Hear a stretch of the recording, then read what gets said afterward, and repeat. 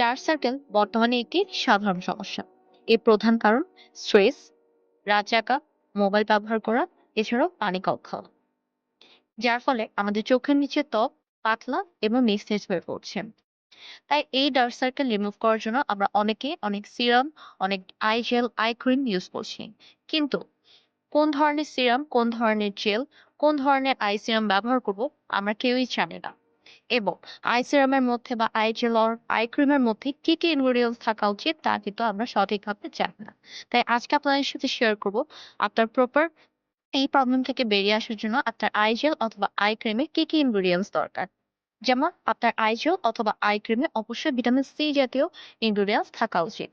কারণ এটি আমাদের কালচে ভাব, এছাড়া আমাদের ত্বকটাকে উজ্জ্বল করতে সাহায্য করে।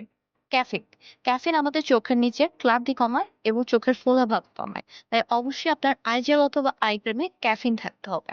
নিয়াসিনাম অর্থাৎ ভিটামিন বি3 যুক্ত আই জেল অথবা আই ক্রিম ব্যবহার করুন। কারণ এটি আপনার স্কিন টোনকে টান করে এবং স্কিনটাকে ব্রাইট করতে সাহায্য করে, ডার্ক স্পট রিমুভ করতে সাহায্য করে।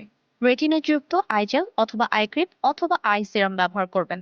এতে করে এটি আমাদের কোলাজেন থাকার কারণে এটি আমাদের স্কিনটাকে টাইট করতে সাহায্য করে।